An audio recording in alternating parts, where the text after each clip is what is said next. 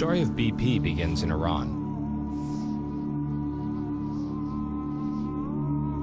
A group of British geologists discovered Iran was sitting on an ocean of oil, and they decided they would take it.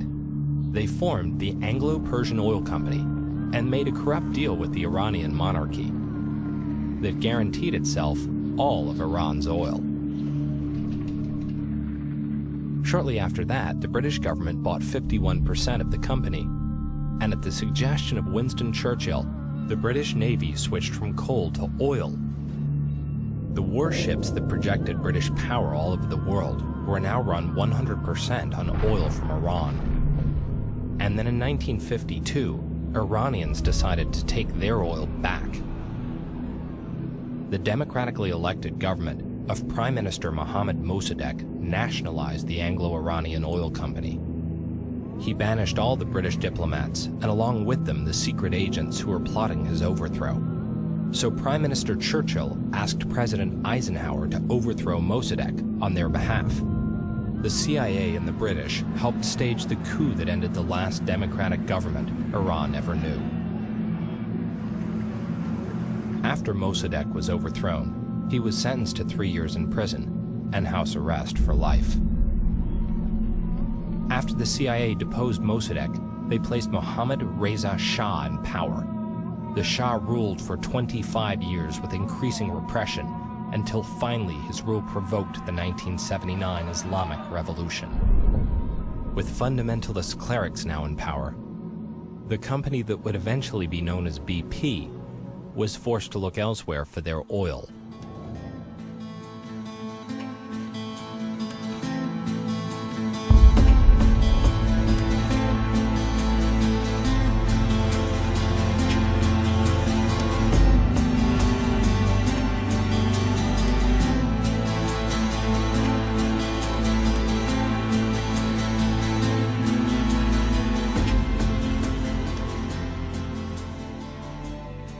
We're all the product of our environment.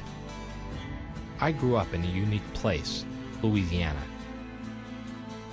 This is one part of the world that dances to a different tune. Louisiana's in my blood. It shaped who I am. A lot of people I grew up with became fishermen, or musicians, or oil workers, or chefs. I became a filmmaker.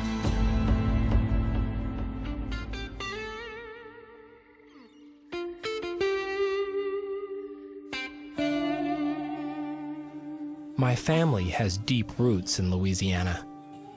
The Dupreys, the De La Bars, and the Chauvins all immigrated from France and settled in this region over 100 years ago. And when oil was discovered, we leased our land to the oil companies. The oil companies supplied the jobs and the money, and we all went along for the ride.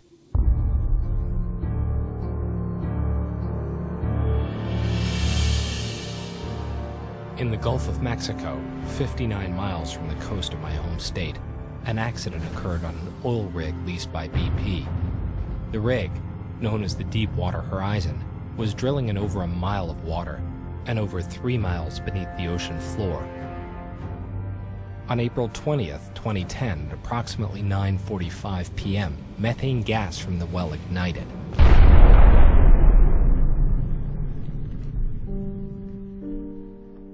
"11 workers were never found.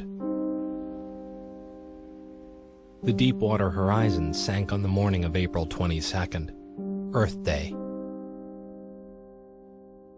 Shortly thereafter, the U.S. Coast Guard began to observe an oil slick spreading from where the rig once stood. The well is blasting full force into the Gulf, and BP is... Oil spill, marée noire en anglais, sur Internet. For 87 days, the oil would flow without pause, leaving the U.S. government, the oil industry, and the world scrambling for solutions. 100-ton steel dome. But the truth is, we don't know when that's going to stop. We're doing everything we can.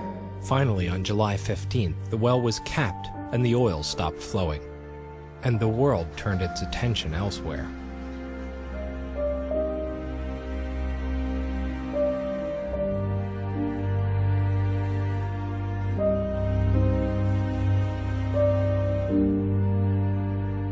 But the story wasn't over. there was a bigger story.